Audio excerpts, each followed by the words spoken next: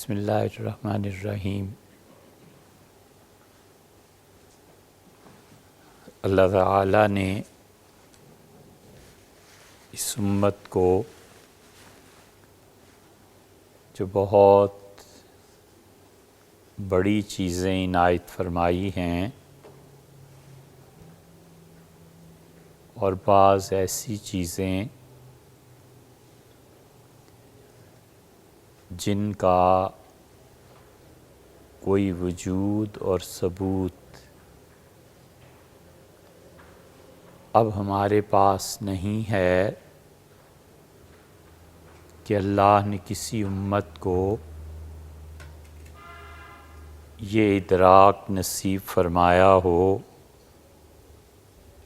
جو اس امت کے بعض عارفین کو حاصل ہوا۔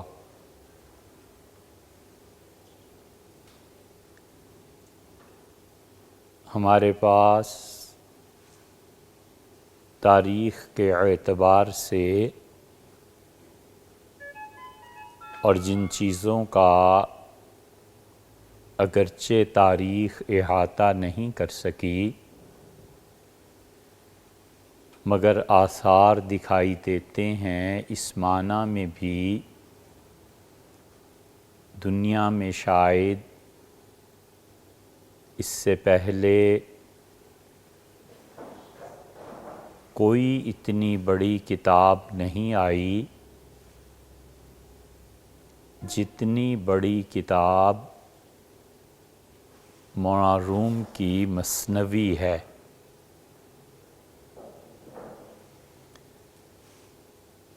جو کتابیں وحی الہی سے نازل ہوئیں وہ ظاہر ہے کہ اس دائرے سے باہر ہے،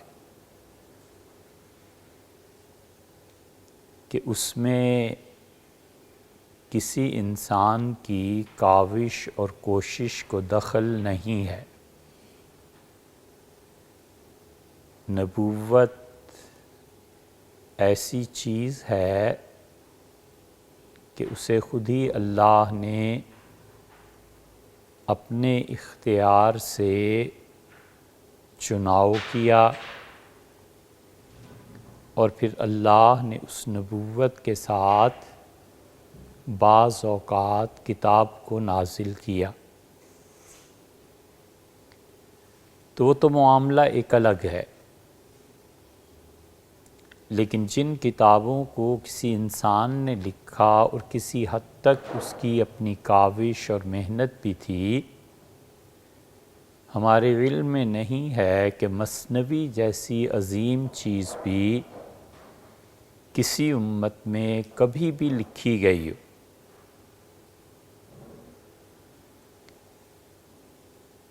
قبل اس کے کہ ہم مثنوی کو شروع کریں، اور اللہ ہی کے علم میں ہے کہ وہ شروع ہوگی بھی کہ نہیں، کچھ چیزیں ہر کتاب میں ایسی ہوتی ہیں جن کو پہلے سے سمجھنا ضروری ہوتا ہے۔ ایک بچہ فزکس پڑھنا چاہتا ہے تو ٹیچرز اسے بتاتے ہیں کہ ہاریزنٹل کیا ہوتا ہے، ویلاسٹی کیا ہوتی ہے، اسی طرح ایکسلریشن کیا ہوتی ہے۔ کیمسٹری پڑھنا چاہتا ہے تو اسے بتاتے ہیں کہ سیلز اور کمپاؤنڈ اور مفرد اور پھر مختلف اشیاء کے مختلف نام،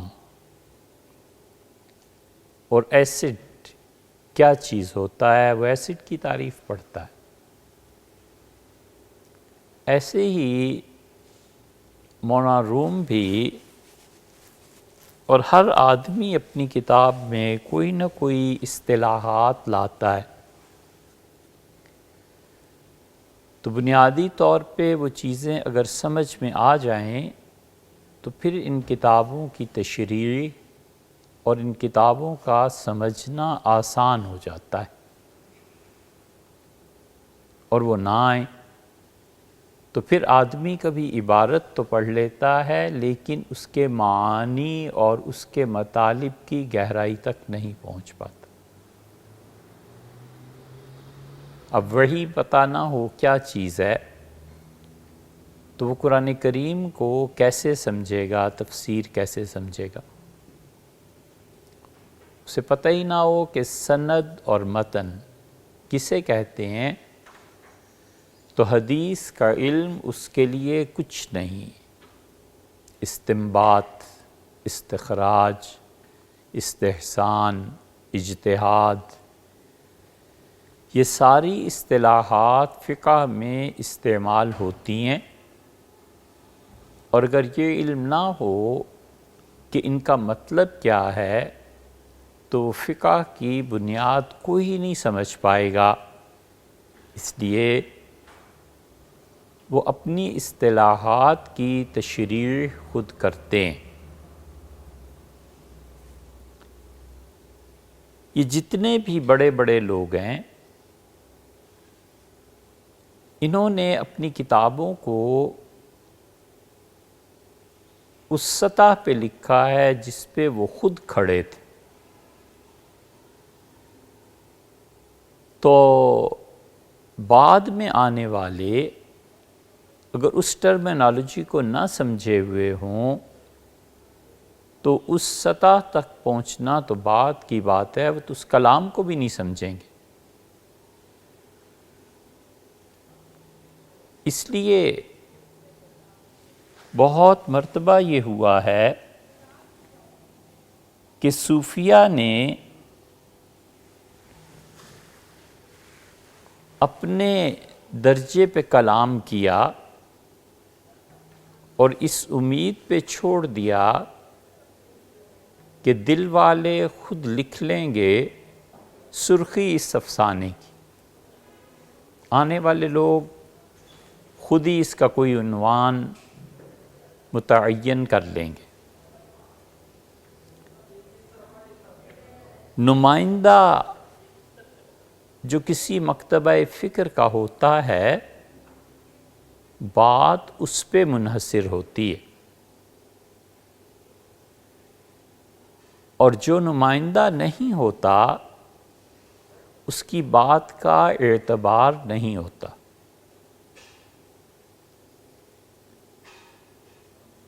علم کا چھپانا اور جہالت کا اظہار دونوں گناہ ہے۔ اس لیے جو کسی بھی فیلڈ کا نمائندہ نہیں ہوتا اور وہ اپنی رائے دے اس فیلڈ کے بارے میں اور پچھلے آنے والے اس کی رائے کو زیر بحث لائیں تو یہ عقل کا کوئی معیار نہ ہونے کی علامت ہے۔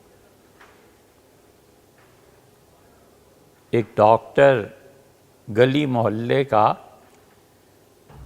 اس نے محنت سے نہیں پڑھا اور وہ کسی سفارش سے یا کسی بھی طرح سند حاصل کرنے میں کامیاب ہو گیا،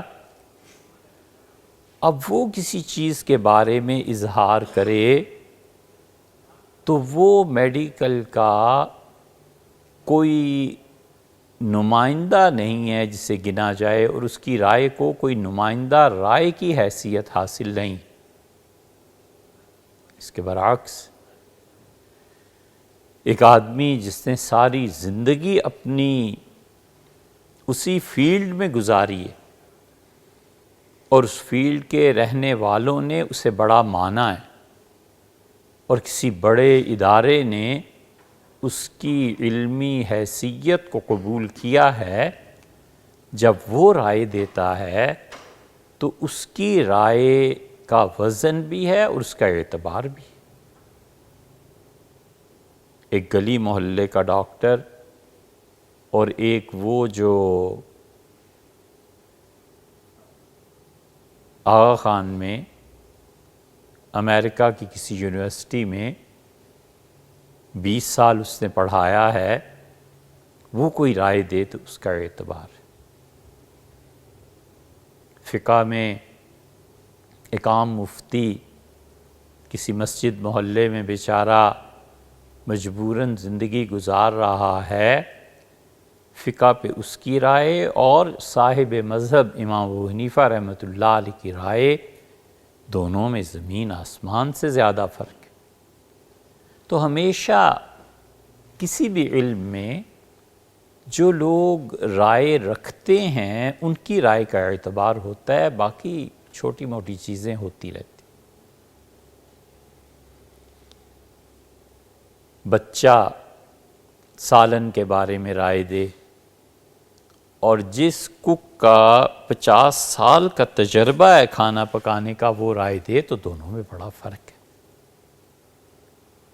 ایسے ہی صوفیہ کو سمجھنے میں جو غلطی بہت لوگوں کو ہوئی ہے، حتیٰ کہ اگر یہ بے ادبی نہ ہو، ہمارے شیخ ابن تیمیہ رحمۃ اللہ علیہ پر بھی اس کے اثرات تھے کہ انہوں نے بعض اوقات ان صوفیہ کے اقوال نقل کیے جو خود مستند صوفی نہیں تھے۔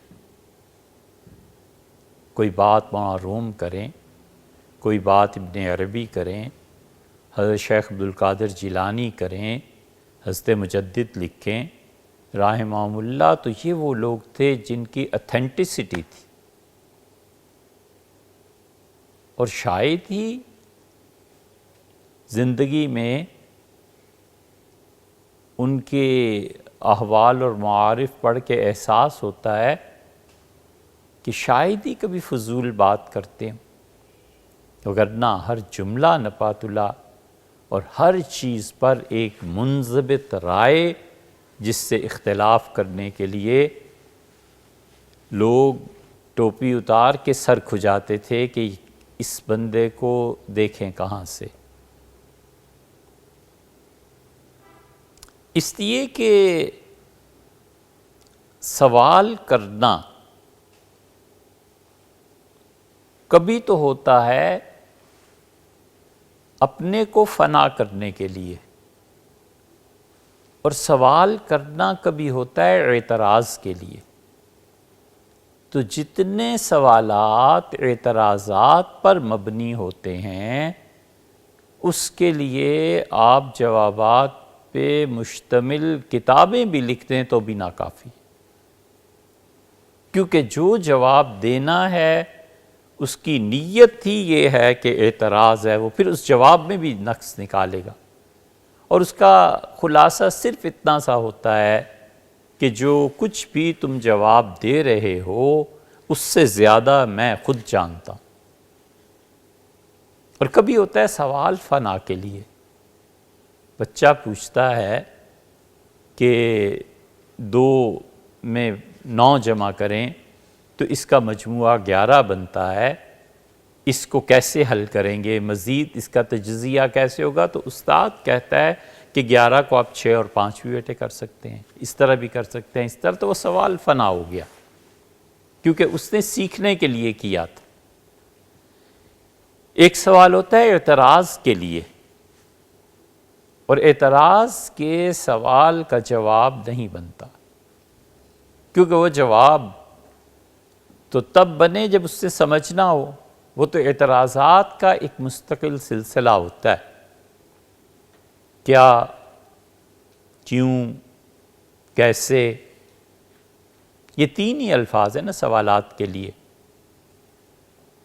تو کیا کبھی جستجو کے لیے ہوتا ہے کہ چیز ہے کیا، پتہ چل جاتا ہے، خاموش ہو گئے، چپ ہو گئے۔ اور ایک چیز کیوں ہے، یہ جو کیوں ہے نا، یہ سوال ہر جگہ نہیں چلتا، سوال ہی بیکار ہوتا ہے، اس کیوں کا جواب کبھی بھی نہیں ملتا۔ اور خاص طور پہ وہ چیزیں جو زمان و مکان سے ماورا ہیں اس میں کیوں کا جواب نہیں ہوتا، سوال ہی نہیں پیدا ہوتا۔ اس لیے جو صوفیہ کے نمائندہ لوگ ہیں نا، ان کی کتابیں پڑھنے کے لیے، مثنوی اس کو پڑھنے کے لیے، ابن عربی رحمۃ اللہ علیہ کی پوری کتابیں ان کو پڑھنے کے لیے، حضرت مجدد رحمۃ اللہ علیہ کو پڑھنے کے لیے بنیادی طور پر کچھ حقائق کی خبر ہونی چاہیے کہ وہ کس سطح پر بیٹھ کے بات کرتے ہیں، اور اگر وہ نہ ہو تو مثنوی بھی سمجھ نہیں آتی اور کچھ بھی سمجھ نہیں آتا۔ ابن عربی رحمۃ اللہ علیہ نے ان سے پہلے فرید الدین عطار نے، پھر حکیم ثنائی نے، پھر علامہ اقبال نے، ان سب لوگوں نے پوری ٹرمینالوجی کو یوز کیا اور بھرپور طریقے۔ حکیم ثنائی، ان کے بعد فرید الدین عطار، ان کے بعد مولانا رومی، ان کے بعد علامہ اقبال۔ جس سطح کے یہ لوگ تھے، اس سطح کو اگر سمجھ لے کوئی تو اس شخص کی معراج بہت بلند سطح تھی، اور ان لوگوں کے علوم اور معارف، یہ سب چیزیں اس امت کا سرمایہ ہیں۔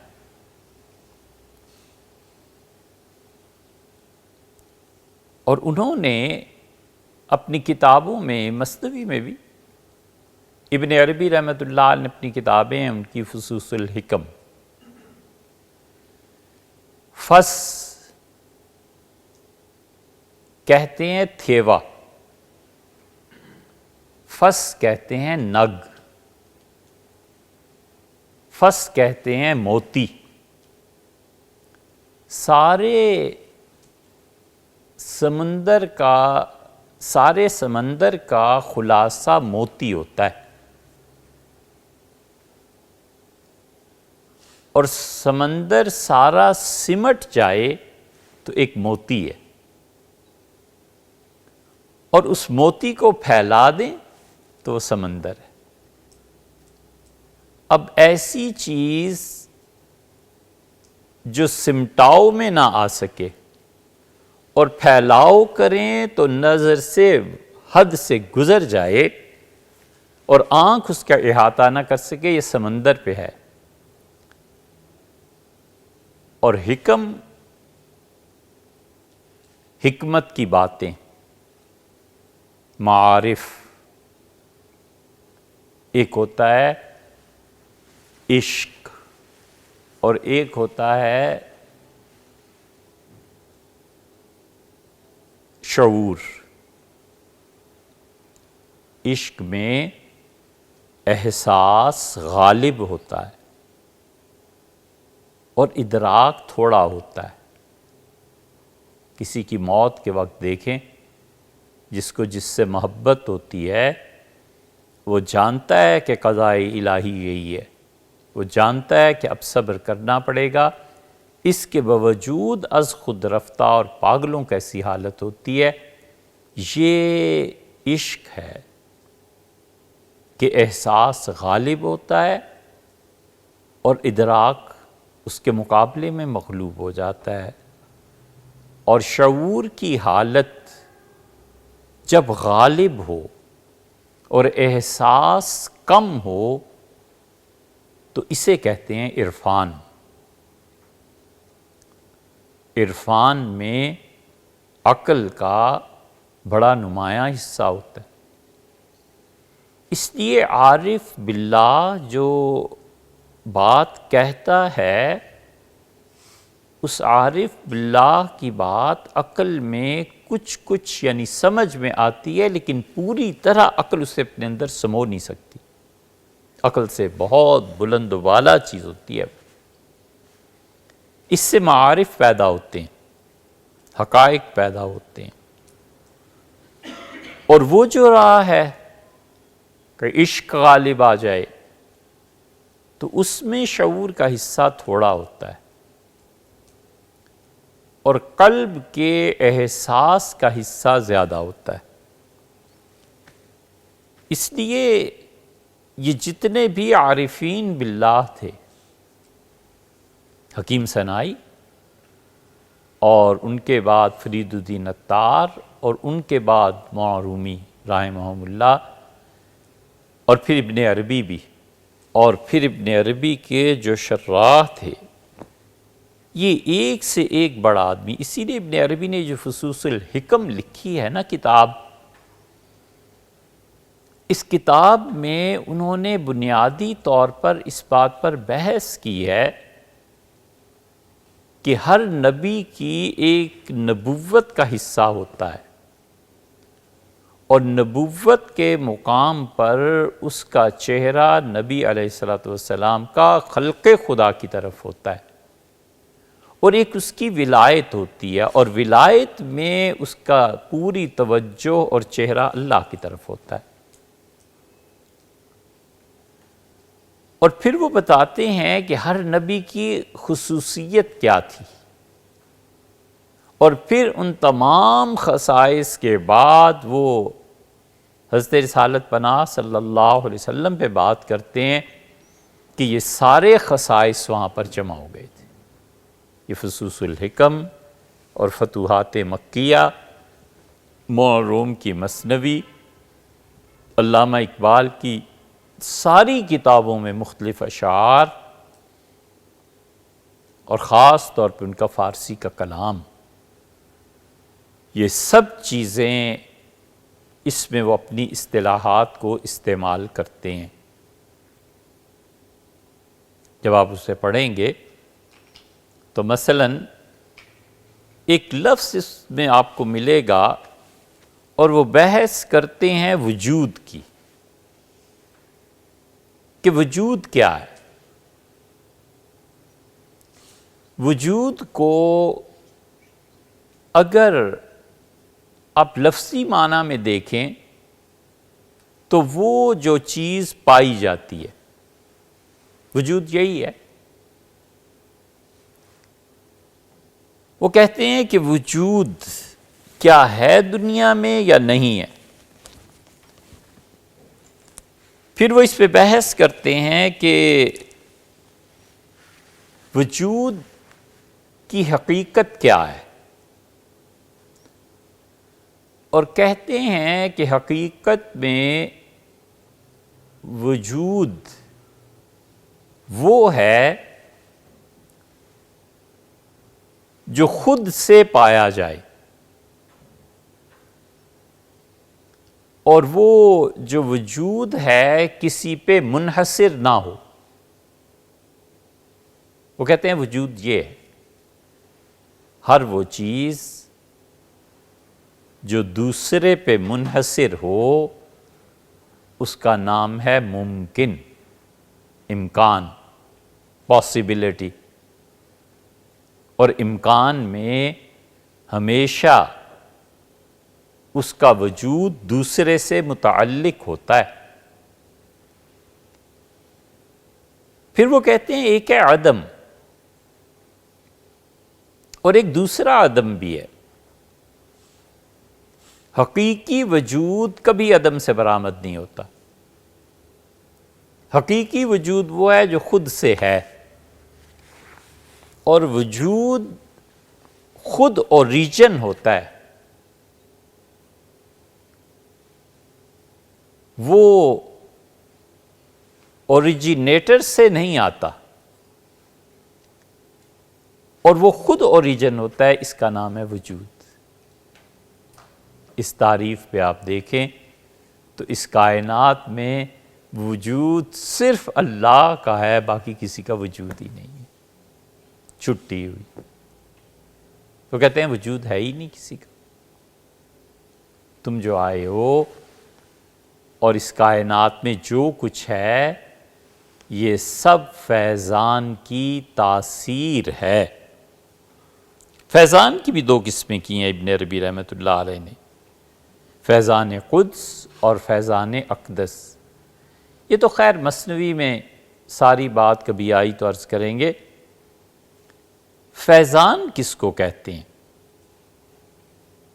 فیض کس کو کہتے ہیں؟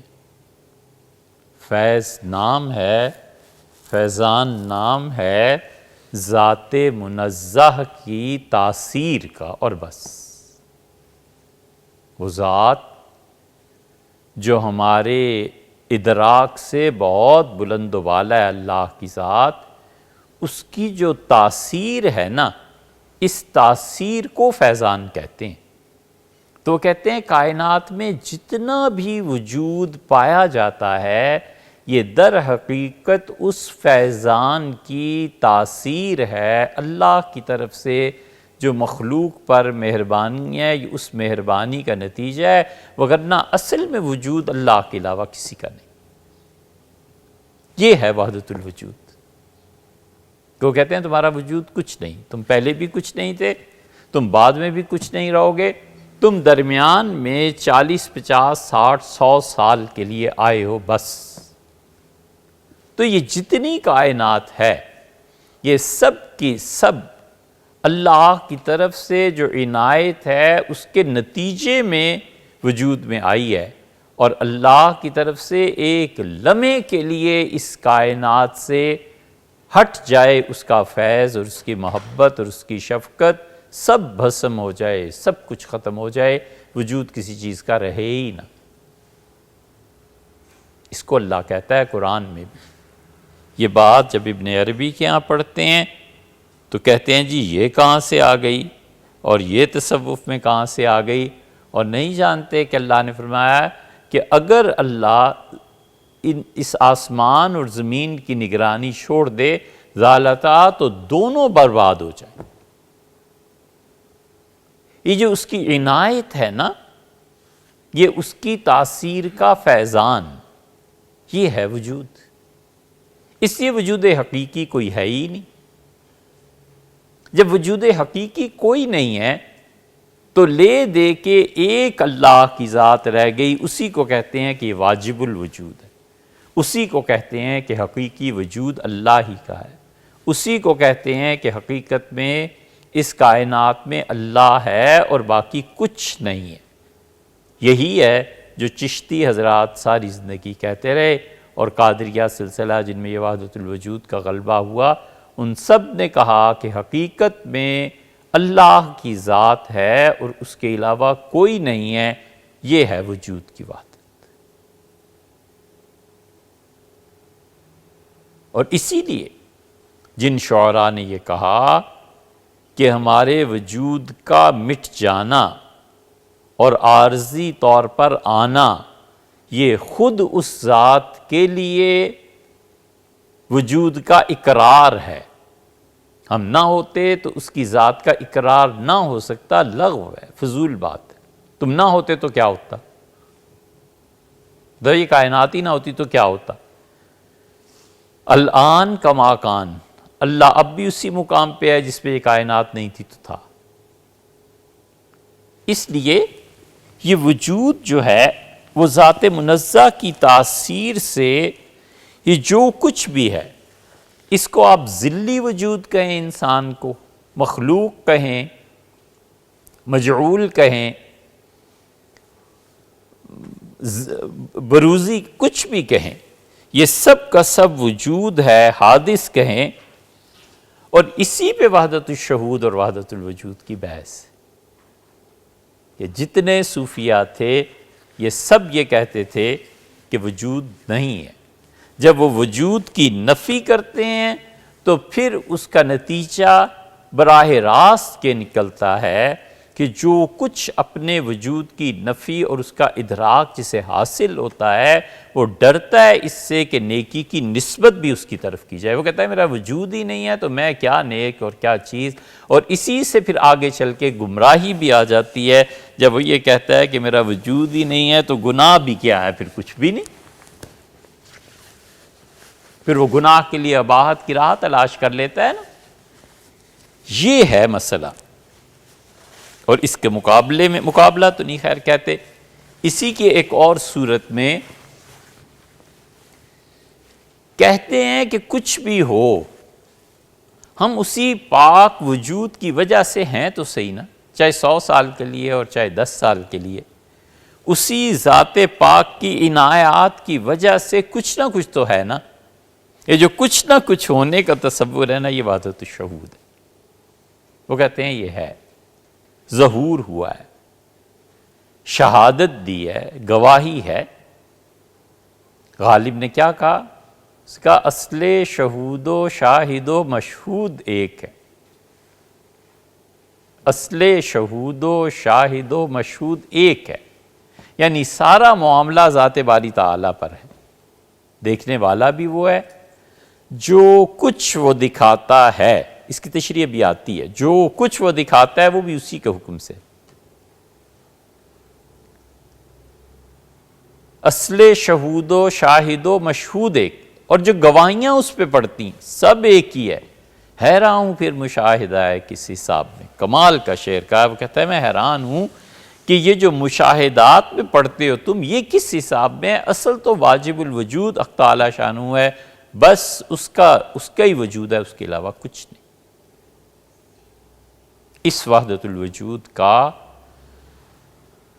سلسلہ چشتیہ میں بہت غلبہ رہا ہے، اور وہ فنا در فنا کی حقیقت تک پہنچے ہیں۔ یہی ابن عربی رحمۃ اللہ علیہ کے ہاں بھی ہے، اور یہی چیز روم کے ہاں مثنوی میں بھی ہے، وہ بھی اسی بات کو کہتے ہیں، اور پھر اس کے عقلی دلائل بھی مولانا فراہم کرتے ہیں مثنوی میں، اور اصول میں خلاصہ یہی ہے کہ بس وہ کہتے ہیں وجود اللہ کا اور اس کے علاوہ جتنا کچھ ہے، یہ ذلی وجود کہو، مخلوق کہو، کچھ بھی کہو، حقیقت میں وجود کسی چیز کا نہیں۔ اس پہ نظر جانی چاہیے کہ یہ جو کچھ بھی اس کائنات میں ہے یہ اللہ کی طرف سے ہے، اور اللہ تعالیٰ نے بس اس کو بنایا ہے ایسے، اور یہیں سے نئی بات پھوٹتی ہے، اور وہ نئی بات کیا ہے؟ جبر اور قدر۔ اس لیے جن پہ یہ غلبہ ہوا اور انہوں نے وجود کو اللہ ہی کے لیے قرار دیا اور باقی سب کی نفی کی، اس سے طبیعت میں عاجزی اور انکساری پیدا ہوئی۔ کچھ بھی نہیں ہے، علم ہے ان کا کچھ نہیں، کوئی علم نہیں۔ وہ اس کا تقابل اس سے تھوڑے ہی کرتے ہیں کہ دنیا میں کس نے کتنا پڑھا لکھا ہے، وہ تقابل باری تعالیٰ کی ذات پاک کی نسبت سے کرتے ہیں کہ علم تو وہاں ہے، باقی ہمارے پاس کچھ نہیں۔ پیسہ ہے تو اس کا ہے، میرے پاس کچھ نہیں۔ جو عنایت ہے تو اس کی ہے، میرے پاس کچھ نہیں۔ اور یہی چیز جب حال میں وارد ہوتی ہے، علم سے نکل کے جب اس کا حال بنتا ہے، تو اس کے کچھ کہنے کی ضرورت پیش نہیں آتی۔ لوگ دیکھ لیتے ہیں کہ اس پہ فنائیت کا غلبہ ہے، اور یہ ہر چیز کو فنا میں جانتا ہے۔ کیا اچھی خوبصورت مثال مولانا نے دی ہے۔ جب سالک ان مقامات کو طے کرتا ہے تو پھر قدر آتی ہے اس چیز کی۔ انہوں نے کہا کہ تمہارا وجود مسلسل فنا کی زد میں ہے، یہ کائنات ہر لمحہ فنا ہوتی ہے اور لمحہ باقی رہتی ہے۔ اللہ کی ایک تجلی پڑتی ہے، ساری دنیا جہان پہ موت وارد ہو جاتی ہے، سب بلڈنگز مٹ جاتی ہیں، سب انسان مر جاتے ہیں، سب جانور مر جاتے ہیں، اور اگلی تجلی جو خدا کی بقا کی پڑتی ہے تو پھر تم باقی ہوتے ہو، اور تم دن اور رات ان مرحلوں سے گزرتے ہو۔ یہ مولانا نے لکھا ہے، اور یہ ابن عربی رحمۃ اللہ بھی لکھا ہے۔ اور اس میں ذرا سی بات ایک یہ ہے کہ موت یہی ہے، فنا کی تجلی پڑی نا، مر گیا۔ ایک سانس کی بات ہے نا، اگلا سانس اگر آ جاتا تو جی اٹھتا، وہ سانس جو اندر گیا ہوا تھا وہ باہر آ گیا، یا باہر تھا تو اندر چلا گیا، بس ختم ہو گئی بات۔ آخری دم اور آخری سانس یہی تو تھا، اور کیا تھا؟ وہی سانس اگر واپس چلا جاتا تو جی اٹھتا نا۔ وہ کہتے ہیں ایک لمحے کی بات، اور پھر بڑی اچھی مثال اس کی دی ہے. ان کا بچوں کو کبھی دیکھا ہے یا بازیگر کو دیکھا ہے، جو بازیگر جو کھیل تماشا مولانا کے زمانے میں تھا، آج سے 50 سال پہلے بھی تھا، اب تو صورتحال نہیں رہی، کہ بچے سردیوں کے دنوں میں کوئلے ڈالتے تھے کسی ڈبے میں، اور وہ ڈبہ اتنی تیزی سے گھماتے تھے کہ آگ کا دائرہ معلوم ہوتا تھا. فلم میں بھی تو بنیادی طور پر یہی ہے کہ اسے اتنی تیزی سے گھمایا جاتا ہے کہ وہ ایک زندہ کردار چلتا پھرتا نظر آتا ہے. بالکل اسی طرح وہ کہتے ہیں تم سب ایسے ہی ہو، یہ کائنات اسی طرح چل رہی ہے کہ بنانے والا اسے اتنی تیزی سے گھما رہا ہے کہ ایک لمحہ موت کا اور اگلا لمحہ زندگی کا، پھر موت پھر زندگی، پھر فنا پھر بقا، پھر فنا اور پھر بقا، یہ تسلسل چل رہا ہے. اور اس ساری فنا پر فنا جو آئے گی، یہ ہے وہ چیز جو ابن عربی نے لکھی ہے، غالباً کسی اور نے نہیں لکھی. وہ کہتے ہیں وہ موت جو دمبے کی شکل میں لائی جائے گی، یہ تو خیر صحیح حدیث میں آیا ہے.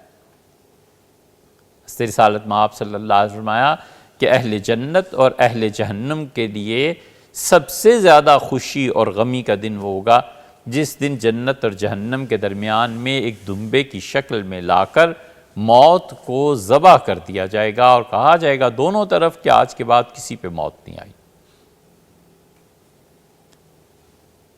ابن عربی رحمۃ اللہ اس پہ لکھا ہے کہ اس دمبے کو ذبح کرنے والے حضرت یحییٰ علیہ السلام ہوں گے. یا تو ان کا اپنا کشف ہے یا پھر انہوں نے کہیں سے نتیجہ نکالا ہے. یہ ہے دماغ، یہ ہے اللہ تعالیٰ کی رسائی اور عارف باللہ کی ایک چیز. انہوں نے کہا اس لیے کہ یحییٰ مکمل زندگی تھے. اللہ کہتا ہے لم نجعل لہ من قبل سمیہ، اس سے پہلے زکریا نے کہا اللہ بیٹا دے دیں علیہ السلام، تو اللہ تعالیٰ نے فرمایا ہم تمہیں بیٹا بھی دیں گے. اور پھر اللہ نے کہا کہ ہم اس کا نام رکھتے ہیں تمہارے بیٹے کا یحییٰ. اور اس سے پہلے کائنات میں کسی بچے کا نام یحییٰ نہیں رکھا گیا. جان جو آتا ہے نا تورات میں انجیل میں، جان یہ یحییٰ ہی ہے، یحییٰ علیہ السلام. اللہ نے کہا اس سے پہلے ہم نے کسی کو یہ نام رکھنے ہی نہیں دیا، کیونکہ وہ مکمل زندگی ہے نا، تو مکمل موت پہ طاری ہو جائے گا. اس لیے یہ جو وجود ہے اس پہ مسلسل فنا ہے. یہ ابن عربی کا، موروم کا، چشتیوں کا، سب کا یہی مسلک ہے رحمہم اللہ. نتیجہ یہ کہ کوئی چیز ہے ہی نہیں اللہ کے علاوہ. غم، دکھ، پریشانی، ہر بات پر وہاں نظر چلی جاتی ہے کہ وہ ہے اور اس کے علاوہ کوئی نہیں ہے. بس اللہ کے علاوہ کوئی نہیں. اس لیے یہ جو الفاظ آتے ہیں، آئیں گے نا مثنوی میں بھی بار بار وجود کے متعلق، وجود کی فنا کے متعلق، وہ یہی ہے کہ حقیقی وجود اللہ کا ہے. پھر ایک اور چیز ہے، اور وہ چیز ہے جہاں وہ بحث کرتے ہیں کہ عین ثابتہ کیا چیز ہے. ایک ہے اللہ تعالیٰ کا علم، اور ایک ہے اللہ کا ارادہ، اور ایک ہے اللہ کی قدرت. یہ سب چیزیں ہم صرف زبان کا سہارا لے کے اس پہ بات کر سکتے ہیں، وگرنہ یہ چیزیں زمان اور مکان سے ماورا ہیں. اللہ تعالیٰ کی یہ جو صفت علم ہے نا، خدا کی باقی ساری صفات اس کے تحت. علم اور دوسری بڑی صفت جس کے تحت ساری صفات آ جاتی ہیں وہ مشیت ہے، اللہ کا چاہنا. اللہ تعالیٰ کا اپنا جو علم ہے وہ ایسا عین ہے. عین کس کو کہتے ہیں؟ عربی میں چشمے کو. عین کہتے ہیں سردار کو، عین کہتے ہیں پتھر کو، عین کہتے ہیں بڑی چیز کو. اللہ تعالیٰ کا اپنا علم جو ہے نا، جو کچھ اس کے علم میں ہے وہی چیز جب ظاہر ہوتی ہے تو وہ مخلوق ہے. علم ہے اور ارادے میں آ جاتا ہے. اس لیے عین ثابت وہ ہے جو اللہ کے علم میں ہے، اور عین خارج کہتے ہیں جو کچھ اس کے علم کے مطابق ہوتا ہے. یہ ایک ذرہ برابر ایک دوسرے کے خلاف نہیں ہوتے. جو عین ثابت میں ہے وہی عین خارج میں ہے. اس کے علم میں ہے کہ فلاں تاریخ کو فلاں گھر میں فلاں جگہ یہ بچہ ہوگا اور اس کے رنگ بالوں کا رنگ یہ ہوگا اور اتنے بال ہوں گے. جو کچھ اللہ کے علم میں ہے یہ عین ثابت ہے، طے شدہ بات ہے. جب وہ بچہ دنیا میں آئے گا تو بالکل وہی ہوگا جو کچھ اللہ کے علم میں. یہ عین خارج ہے، باہر کی دنیا میں وہ نظر آتا ہے. اللہ کا علم ارادے میں جاتا ہے.